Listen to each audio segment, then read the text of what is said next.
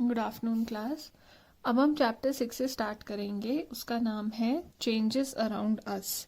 To begin with मैं चाहती हूँ पहले आप ये फोटोज़ को ध्यान से देखें और हर फोटो में कुछ ना कुछ डिफरेंस है, वो हम पहले नोटिस करेंगे। पहले में क्या है, दिन से रात हो रहा है।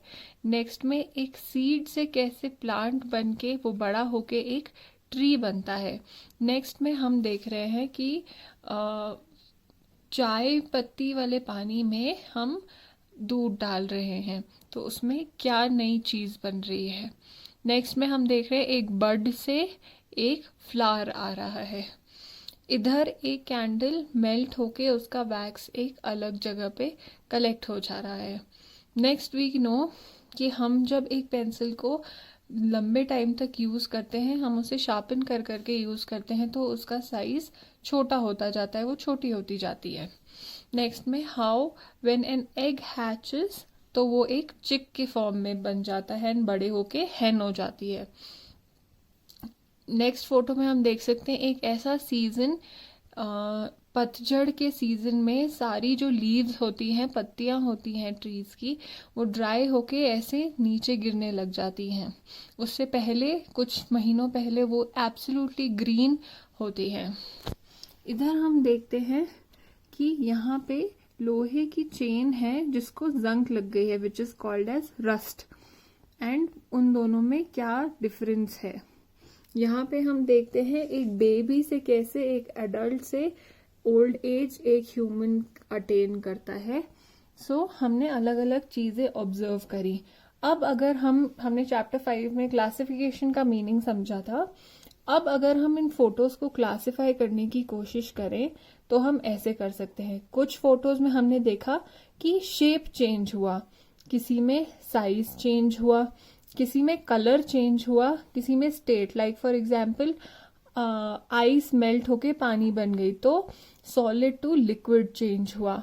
एंड किसी में इंटरनल स्ट्रक्चर, मतलब कि जिसकी हम बात कर रहे थे उसके अंदर जो कंपोनेंट्स हैं उसमें चेंजेस आए।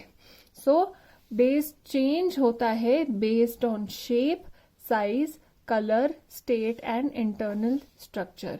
ये अलग अलग चीजों के बेसिस में कोई भी चीज में डिफरेंस, बदलाव जो हमें दिखता है उसको बोलते हैं change. Let's read the definition. Change refers to a noticeable difference in shape, size, colour, state, internal structure और एनी अदर प्रॉपर्टी। मतलब कि चेंज एक ऐसा डिफरेंस है, एक बदलाव जो हम देख सकते हैं या तो शेप में या साइज में या कलर में या स्टेट में, इंटरनल स्ट्रक्चर और अदर प्रॉपर्टी। अदर प्रॉपर्टी समझने के लिए we can take the example of this, कि कैसे लोहे में जंग लग के, जिसको रस्ट बोलते हैं, वो चेंज हुआ। Next point is some changes take place quickly, some take much longer time. अब इनमें से अगर हम देखने की कोशिश करें कि जल्दी कौन सा होता है और लॉन्ग टाइम, मतलब ज्यादा लंबा टाइम किसको लगता है, हम कह सकते हैं from an adult to old age, और from baby to an adult, तो इसमें काफी साल लग जाते हैं। वेरएस जब हम आइस को बाहर रखते हैं तो वो मेल्ट होने लग जाती है, बर्फ को बाहर रखते हैं तो पानी में मेल्ट होने लग जाती है। तो ये तो बहुत जल्दी विद इन मिनट्स होने लग जाता है। वेरएस कुछ चेंजेस होते हैं जिनको बहुत ज्यादा लंबा टाइम लगता है। तो this was the second point. Third point is some changes are temporary while some are permanent। मतलब कि कोई चेंजेस ऐसे होते हैं जो थोड़े टाइम के लिए होते हैं, और कोई चेंजेस ऐसे होते हैं कि एक बार ही वो डिफरेंस अगर आ गया उनमें तो वो हमेशा की चीज हो जाती है। जैसे कभी हम ओल्ड एज से एक बेबी नहीं बन सकते हैं। दिस इज एन एग्जाम्पल जहां पे कि ये चेंज एक परमानेंट चेंज है, हमेशा के लिए जो हो जाता है।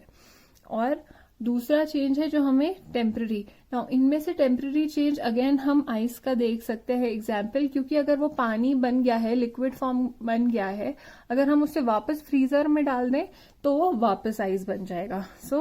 This was a temporary change.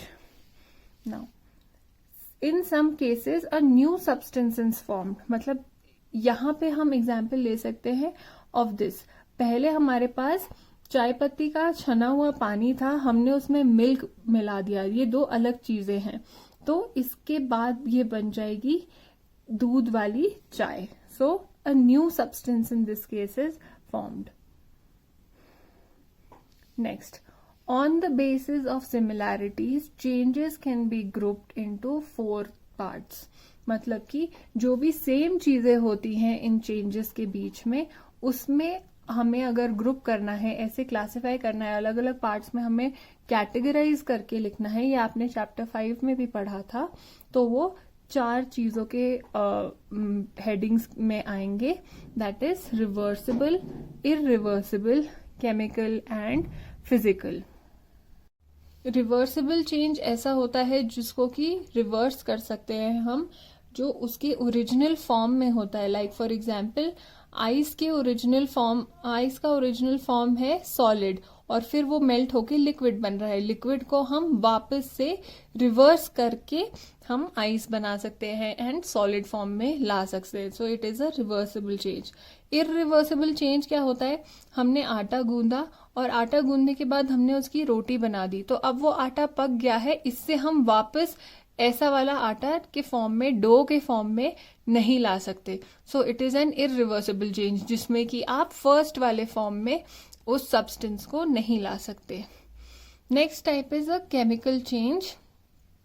For example, कच्चा अंडा को जब हम बॉईल कर लेते हैं तो वो ऐसा दिखता है, इसके बाद हम वापस से इसको कच्चे अंडे के फॉर्म में नहीं ला सकते क्योंकि इसकी यहाँ पे प्रॉपर्टीज ही बदल गई हैं। So that is a chemical change. And physical change मतलब कि जो आपको दिखने में कुछ डिफरेंस लग रहा है, कुछ बदलाव लग रहा है, जैसे कि पेंसिल का साइज में रिडक्शन, या फिर ऐसे क्ले से हम अलग अलग शेप्स बनाते हैं, इसको वापस से ऐसे फोल्ड करके हम इस वाले कंटेनर में रख सकते हैं। So these are physical changes. इन सारे चेंजेस को आप डिटेल में पढ़ेंगे। And first we will start with the first type, that is a reversible change.